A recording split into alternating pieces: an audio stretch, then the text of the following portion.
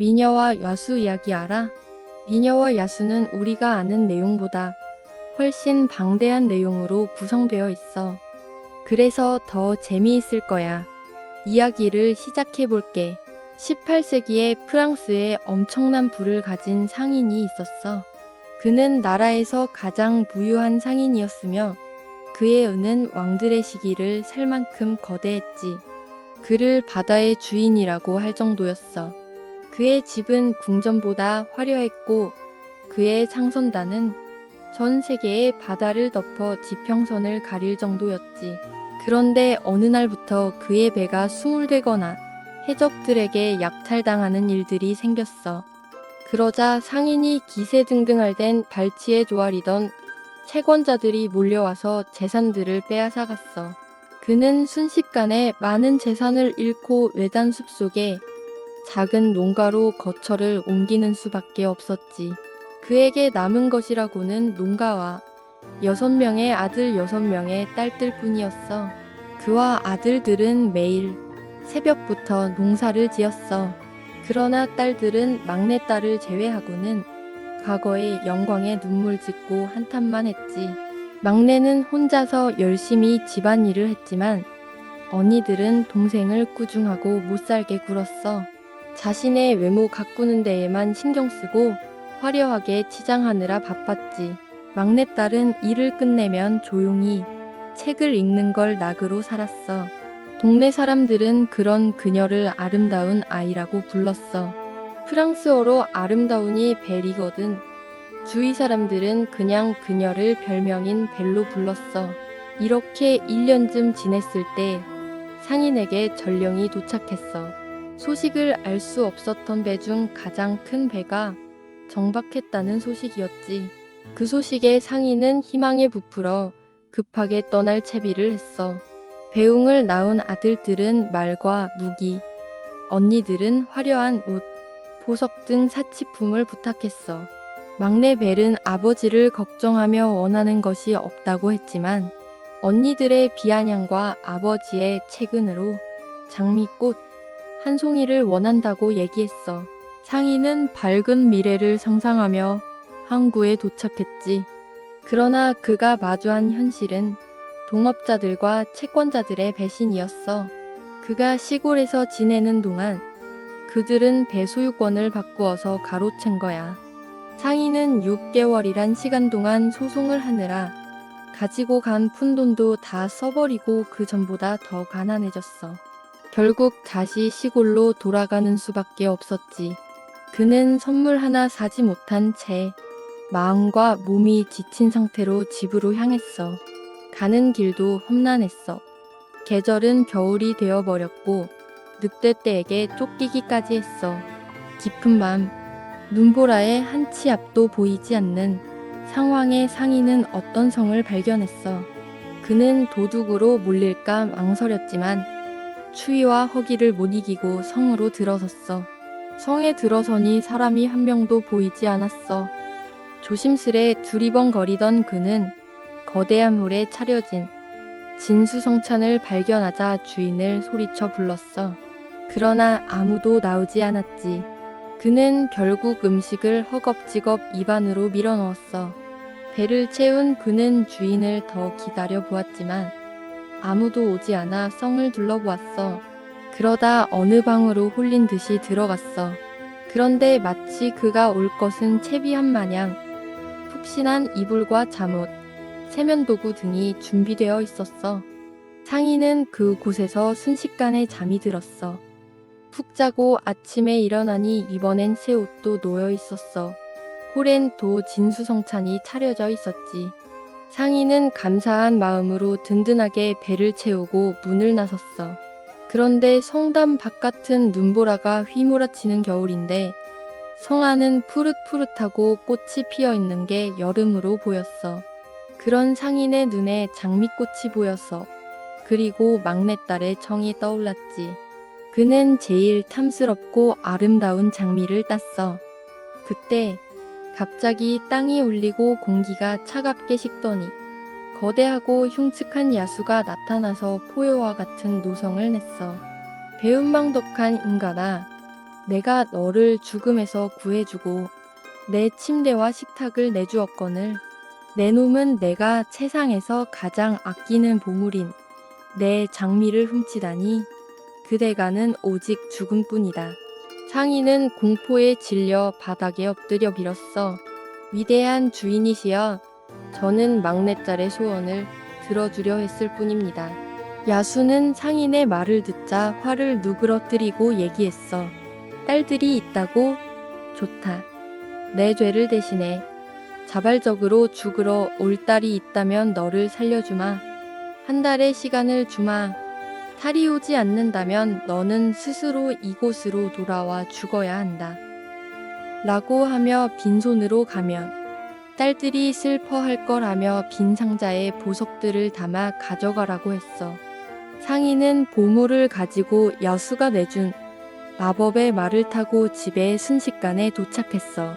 상인은 벨에게 장미꽃을 주고 통곡을 하면서 자식들에게 있었던 일을 얘기했어. 얘기를 듣고 나자 언니들 벨에게 맹렬한 독서를 퍼부었어. 벨이 장미를 원해서 이런 일이 생긴 것이라는 것이었지. 벨에게 책임을 지라며 윽박질렀어. 오빠들은 농기구를 집어들며 벨을 절대로 보낼 수 없다며 야수를 죽이러 가자고 화를 내었어. 아버지는 야수가 신비한 힘을 가지고 있는 것을 보았기에 아들을 말렸지. 모두가 화내고 울부짖을 때 벨이 조용히 입을 뗐어. 장미를 구한 것은 저였으니 그 결과도 제가 감당하겠습니다. 아버지를 대신해 제가 그 성으로 가겠습니다. 야수가 죽이겠다면 기꺼이 죽겠습니다. 막내딸의 말에 아버지는 절대 안 된다며 차라리 자신이 죽겠다고 했지. 그러나 벨은 가지 않으면 이곳에서 죽을 것 같다며 완강하게 버텼어. 그렇게 한 달이 지나고 야수에게 가야 하는 날이 왔어. 아버지는 울며 벨을 말리고 오빠들은 야수를 죽이겠다며 분노했지. 언니들은 양파즙으로 우는 흉내를 내면서 배웅했어. 벨은 담담히 야수가 보내준 마법의 말에 올라탔어. 그런 벨의 모습에 아버지도 어쩔 수 없이 말에 올랐어. 순식간에 도착한 성은 여전히 꽃들로 아름답고 신비로웠어. 부녀는 진수성찬이 차려진 식탁에 앉아 마지막일지 모르는 저녁을 먹으면서 집주인을 기다렸어. 얼마나 시간이 흘렀을까? 천둥 같은 발소리를 내면서 야수가 나타났어. 야수의 너무 끔찍하고 거대한 모습을 보고 기절할 정도였지만 그녀는 필사적으로 침착해지려고 노력했어. 야수는 가만히 배를 두러지게 쳐다보다가 입을 열었어. 너는 내 자유의지로 이곳에 왔느냐? 야수의 물음에 벨은 그렇다고 말했어. 그러자 야수는 벨의 아버지에게 다음날 아침에 집으로 돌아가라고 말을 했어. 그날 밤 벨의 아버지는 도통 잠을 이룰 수 없었어.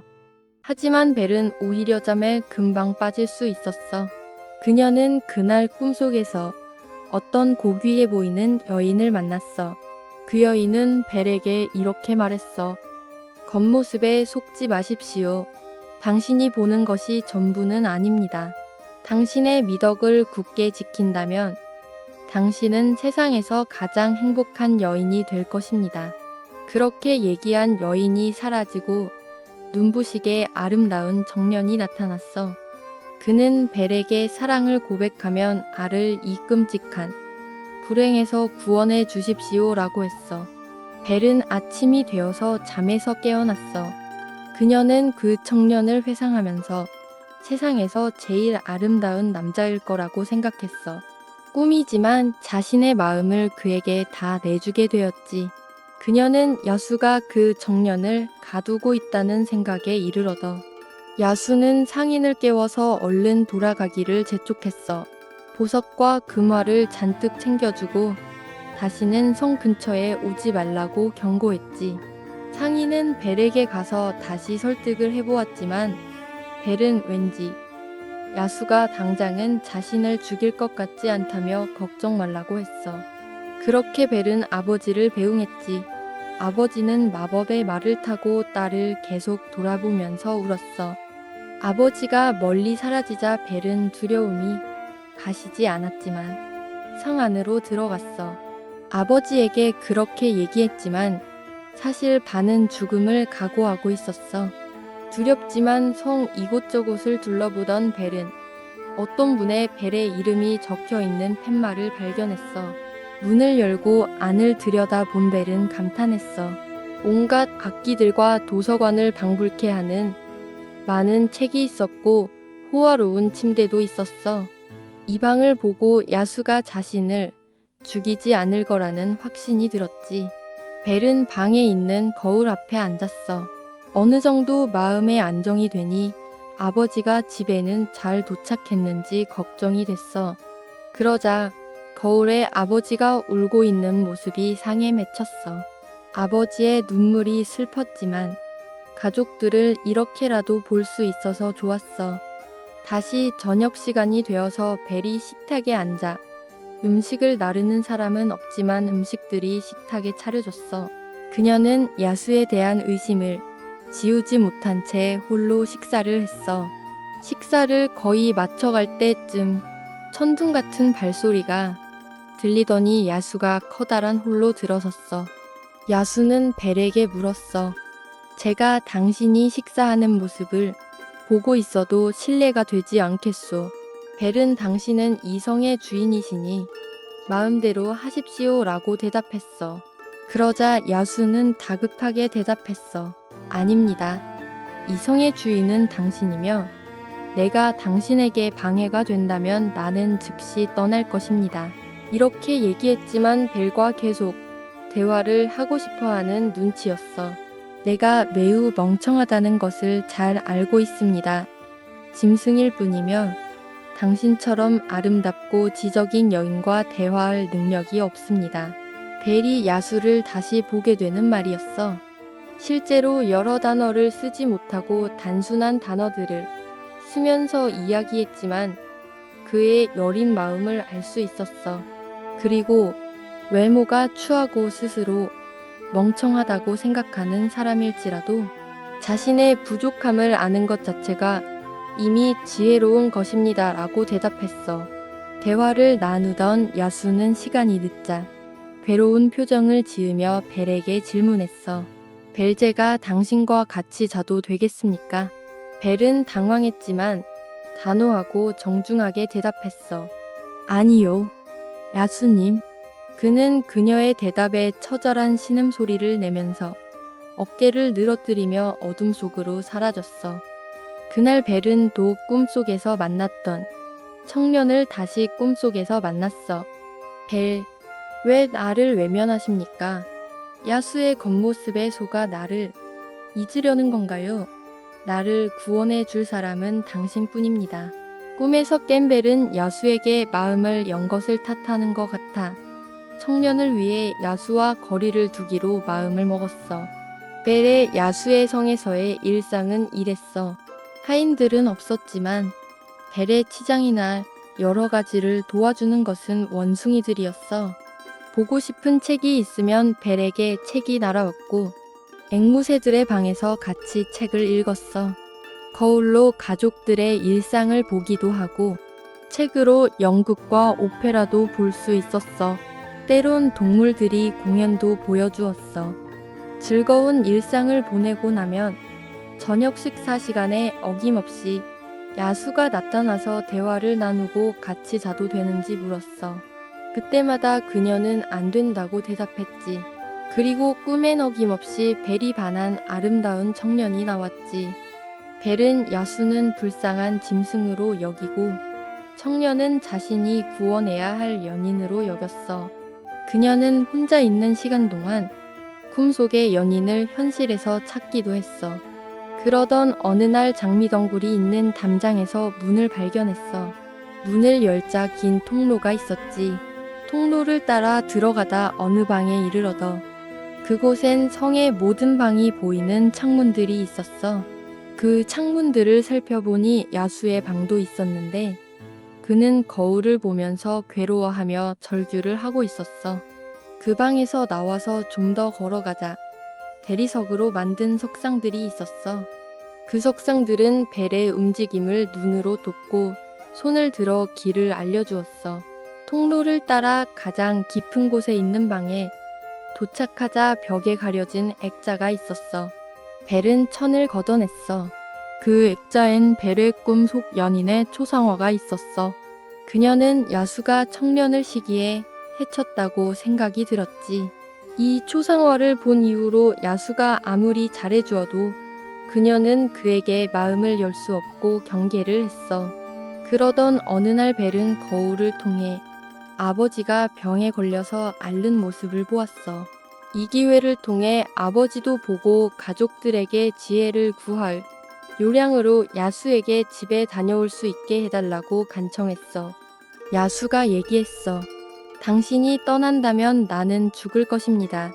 당신이 없는 이성에서 나는 단 하루도 버틸 힘이 없습니다. 하지만 이곳에 억지로 붙잡아 두어 당신이 시들어가는 것을 보느니 차라리 내가 죽는 편을 택하겠습니다. 야수는 많이 망설였지만 벨의 눈물이 마음이 아파 허락한 거야. 어떤 반지를 주면서 자는 곳에 반지를 두고 자고 일어나면 집에 도착할 거라고 얘기해 주었어. 그리고 처절한 자신의 마음을 표현했어. 다만 부탁하건대 2달 뒤에는 반드시 돌아와 주십시오. 만약 당신이 약속한 날에 돌아오지 않는다면 당신은 이성에서 굶어 죽어 있는 나를 발견하게 될 것입니다. 그러곤 그는 도살장에 끌려가는 짐승처럼 어둠 속으로 사라졌어. 벨은 반지를 옆에 두고 잠이 들었어. 그날도 꿈의 연인이 찾아왔어. 그는 창백한 얼굴로 초조하게 말했어. 정말로 나를 버리고 떠나려는 건가요? 당신이 약속을 어기는 순간 나의 구원은 영원히 불가능해질 것입니다. 이번엔 청년이 사라지고 고귀한 여인이 나타났어. 벨, 당신의 효심을 탓하지는 않겠습니다. 하지만 기억하십시오. 당신이 보는 것이 전부는 아닙니다. 당신의 미덕만이 이 모든 비극을 끝낼 수 있습니다. 꿈에서 2사람을 만나고 벨이 밤에서 깼을 땐 이미 아버지의 집이었어. 집은 야수가 준 보석의 형편이 좋아져서 제법 좋은 집이었지. 침대에 앉아 꿈에 대한 생각에 잠겨 있었는데 문이 열리더니 처음 보는 하녀가 벨을 보고 깜짝 놀라 비명을 질렀어. 그 소리에 벨의 아버지가 급히 달려오더니 딸을 보고 눈물을 흘리며 꼭 끌어안았어.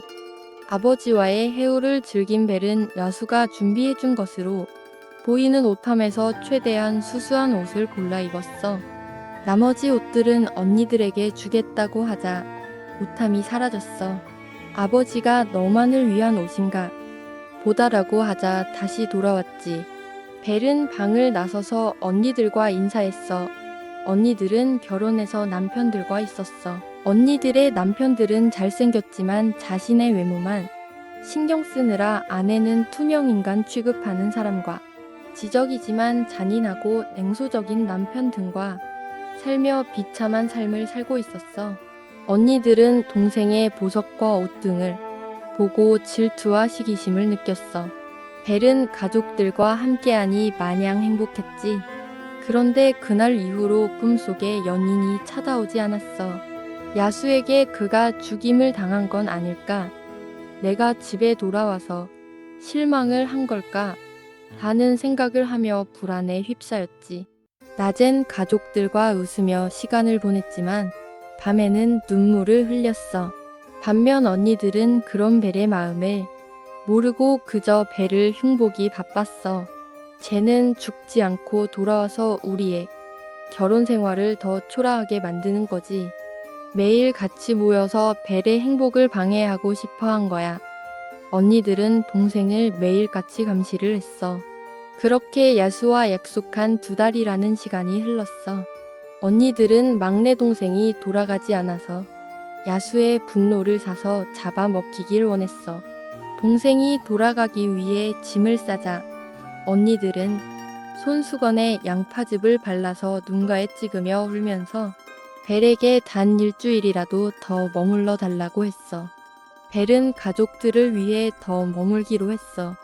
하지만 마음이 편하진 않았어. 야수와 헤어지던 날의 말이 계속 맴돌았거든. 하지만 일주일이 지나고도 벨은 돌아갈 수 없었어. 언니들은 벨이 돌아가면 아버지는 다시 아플 거고 그러다 돌아가실 거라고. 그러면 자신들도 슬퍼서 죽을 거라며 밥도 안 먹으면서 가스라이팅을 일삼았어. 벨은 야수가 자신을 너무나도 사랑하니 조금 늦어도 용서해 줄 것이라고 자기 합리화를 했지. 약속한 지 열흘이 지난 날 밤, 드디어 꿈에 성이 나왔어. 벨은 너무나 반가웠지.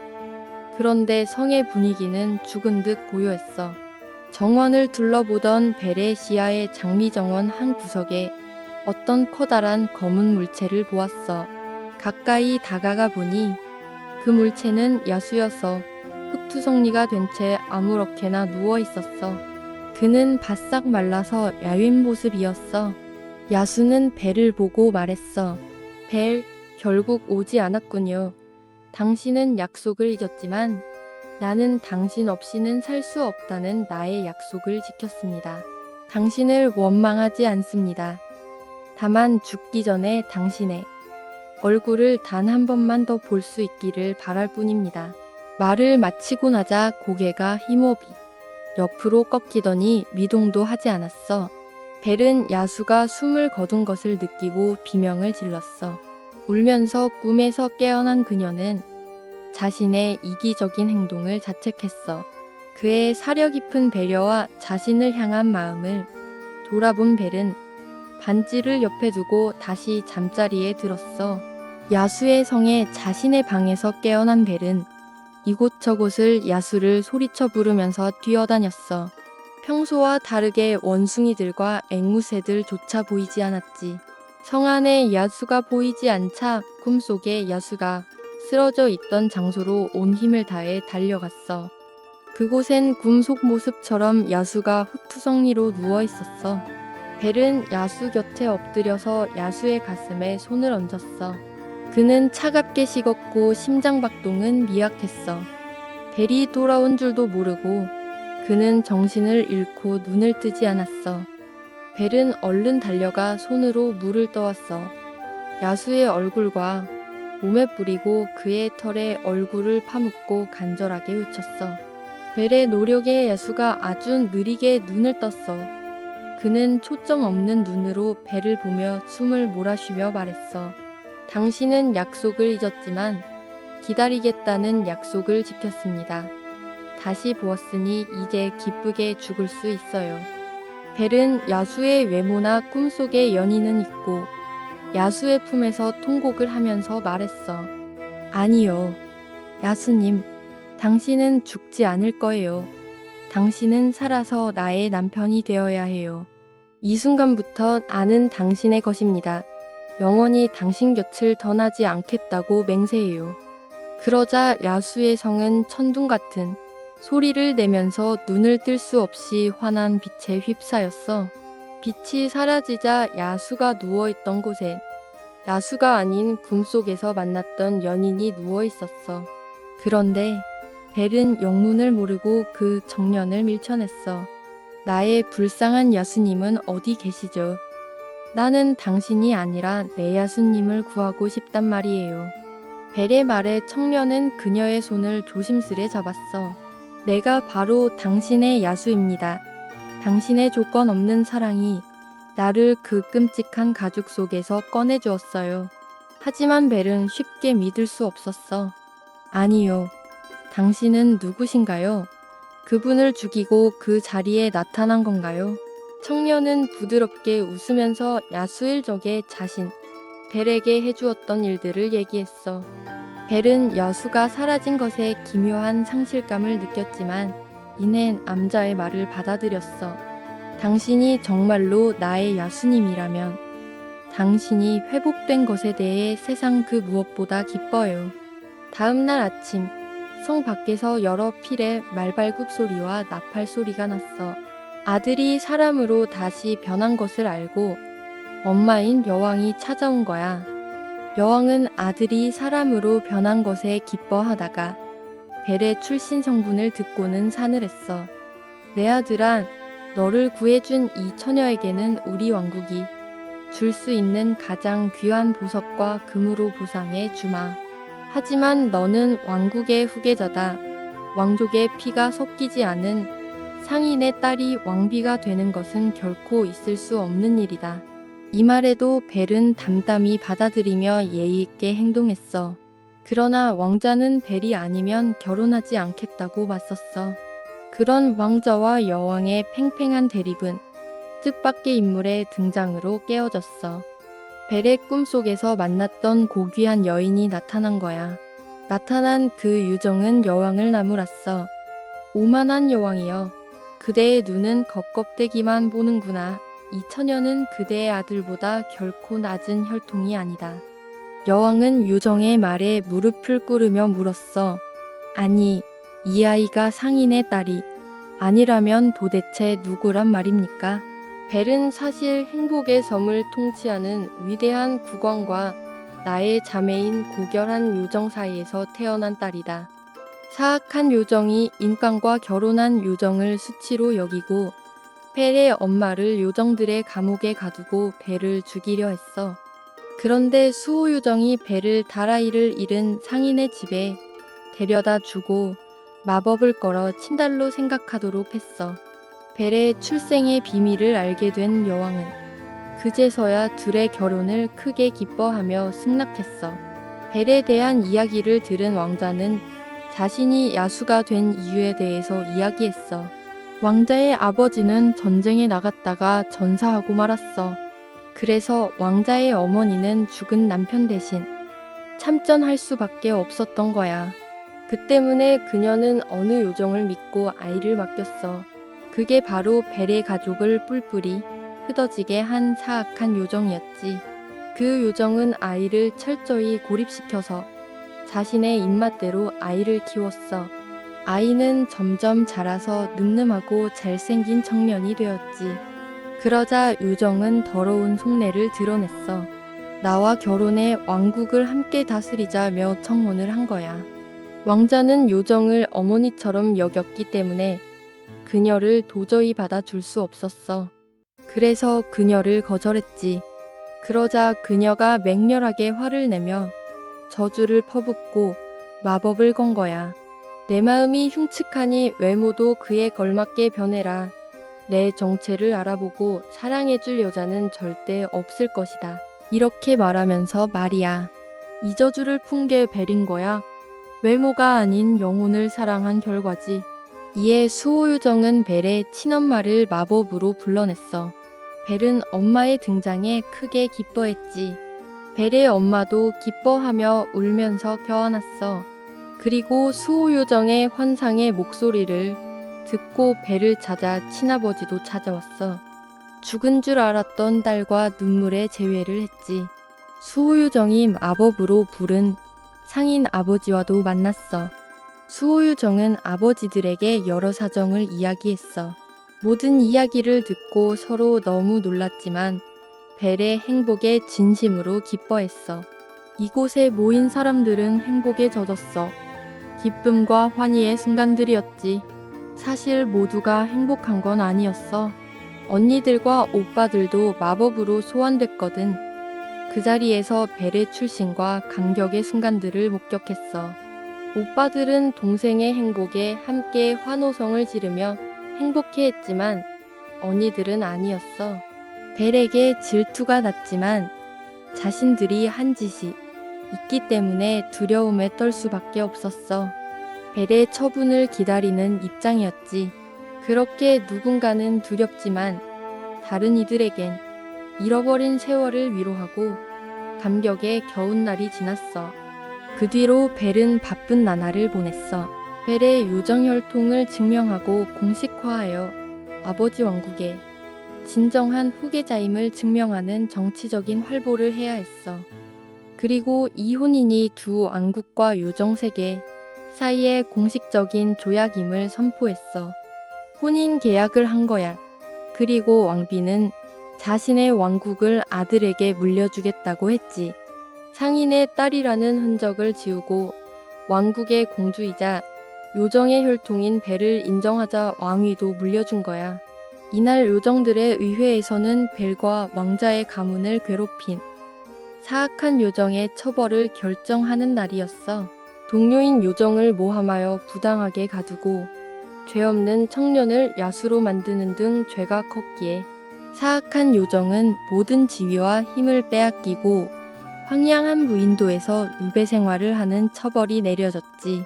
이렇게 모두에게 행복한 미래를 위한 시간을 보내는 동안 벨의 언니들은 모든 사람들에게 투명인간 취급을 받으며 벨의 행복한 나날들의 질투에 속이 문드러지고 어떤 처분이 내려질까 두려워하는 나날들을 보냈어. 벨은 언니들에게 벌을 주지 말라고 매달렸지만 수호요정은 언니들에게 마법을 걸었지. 성 밖을 벗어날 수 없고 벨의 시종으로서 살게 했어.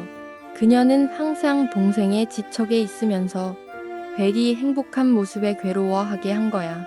벨이 웃을 때마다 심장에 독이 퍼졌고 왕자가 벨의 손을 잡을 때마다 그들의 영혼은 불길에 타오르는 듯했어. 시간이 차곡히 쌓여 드디어 벨과 왕자의 결혼하는 날이 왔어. 성의 모든 조각상과 분수들이 마법으로 깨어나 음악을 연주하고 꽃향기를 내뿜었어. 벨은 요정어머니가 만들어준 은하수에 빛과 요정의 눈물로 만든 눈부신 드레스를 입었어. 왕자는 자신의 앞에 선 벨에게 얘기했어. 나는 추악한 괴물이었을 때 당신의 사랑을 얻었으니 이제 가장 빛나는 왕이 되어 그 사랑을 지키겠노라. 벨도 영원히 그를 사랑하겠다고 맹세했지. 이때 수호요정이 두 사람에게 영원한 축복의 빛을 내렸어. 결혼식이 끝나고 연회에서는 요정들의 힘으로 음식들이 줄지 않고 잔에는 향긋한 와인이 끊임이 없었지. 벨의 언니들은 시종이 되었으니 이 파티 일을 도와야 했어. 이 연회에서 벨의 친아버지는 벨과 사위에게 자신 왕국의 왕좌를 공동 통치하도록 물려주었어. 벨은 요정과 인간 사이를 이어주는 왕국의 왕이 된 거야. 수호요정은 이곳에 모인 이들과 벨의 자손들까지 행복하고 건강하게 살도록 축복의 마법을 걸어주고 사라졌어. 연회도 끝나고 일상으로 돌아간 그들은 각자 새롭게 주어진 자리에서 자신의 일상을 충실하게 보냈어. 벨의 두 명의 아버지는 서로 존경하면서 친한 친구가 되었어. 벨 어머니는 요정으로서의 지위가 복권되고 남편과 별궁에서 지내면서 벨이 아이도 낳고 하는 모습을 보면서 행복해졌어. 오빠들은 지위가 높아져서 장교나 영주가 되어 피는 섞이지 않았지만 벨을 보필하는 든든한 오빠로 남았어. 반면 이 이야기의 악인들은 완전 다른 분위기로 살게 돼. 사악한 요정은 자신이 괴롭히던 벨과 청년이 결혼한다는 소식을 듣고는 질투와 시기심에 점점 미쳐갔어. 언니들은 벨에게 했던 행태들을 알게 된 아버지와 오빠들에게 외면받고 벨의 시종으로 살며 행복한 벨을 보며 독 같은 나쁜 마음들로 점점 시들어갔어. 외모도 점점 추해지면서 성내에서 다른 하인들에게 조차 무시를 받는 신세가 되었지. 주인공인 두 부부는 지상의 왕국과 행복의 섬의 왕이 되어서 인간과 요정들의 지혜가 공존하는 왕국으로 일구어내고 자녀들을 낳고 행복하게 살았대. 무려 300페이지에 달하는 대서사시인 미녀와 야수 이야기 어떻게 봤어? 방대한 이야기에 여러 서사들이 얽혀있지. 그리고 제법 현실적인 이야기이기도 했어. 또 동화로는 느끼지 못했던 귀족사회와 신분차별의 내용이 들어있는 것에 새로움을 느꼈어. 이 소설은 여성 작가인 가브리엘 수잔 바르보 드 빌레브, 일명 마담 드 빌레브가 만든 이야기야. 그 당시 여성들이 많은 문화적 교류를 했던 살롱에서 이 이야기를 만들었대. 그리고 살롱의 여성들과 낭독하고 의견을 나누었다고 해.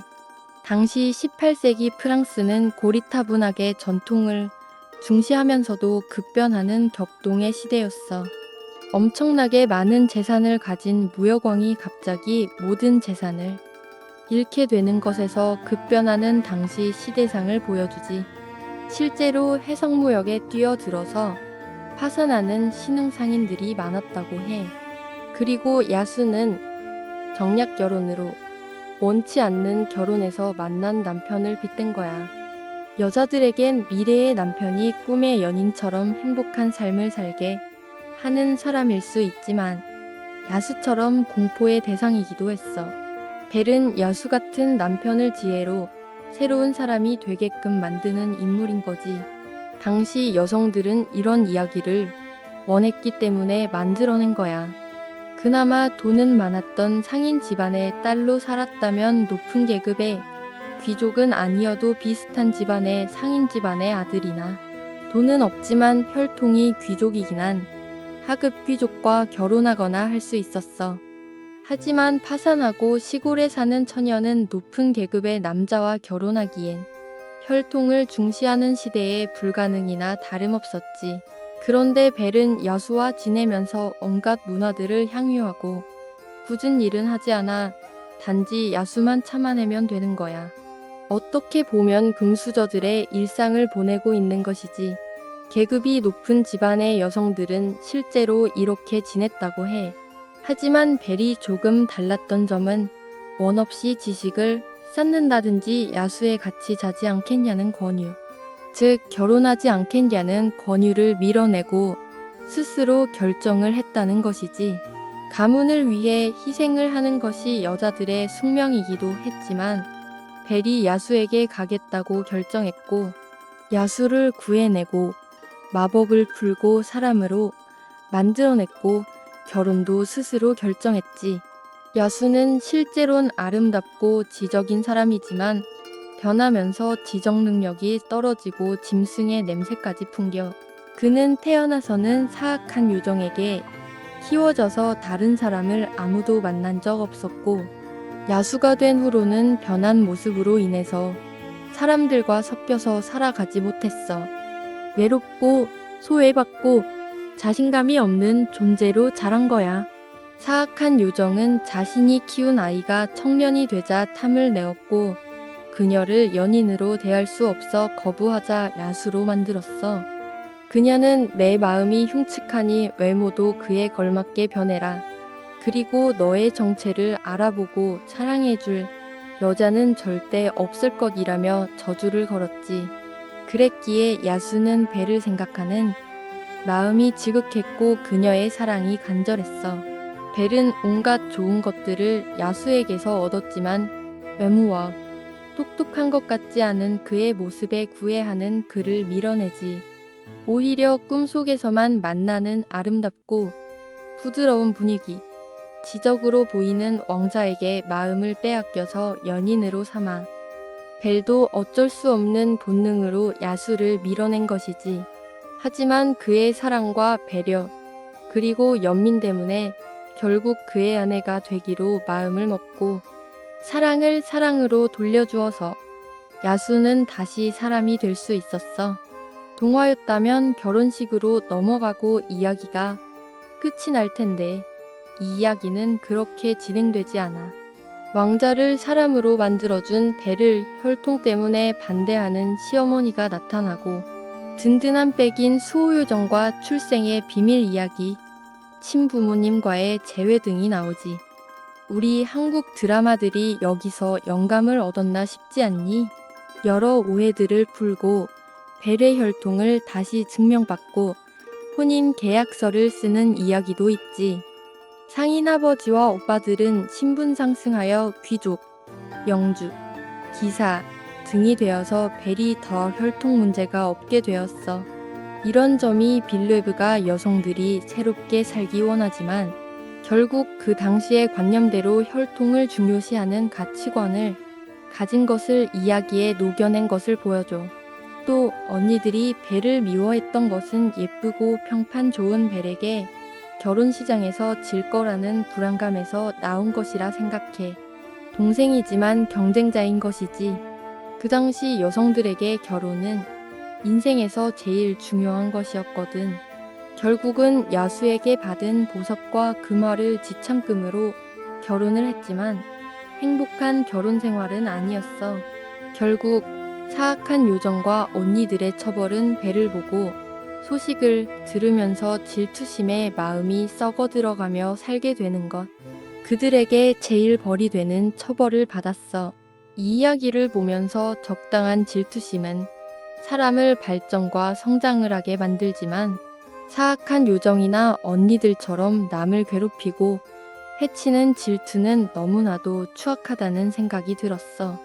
우리는 벨이 스스로 미덕을 선택했기에 행복을 얻었음을 생각하면서 우리의 앞으로를 생각하면 좋지 않을까? 미녀와 야수 이야기는 여기서 끝이야. 너는 어떤 버전이 마음에 들어?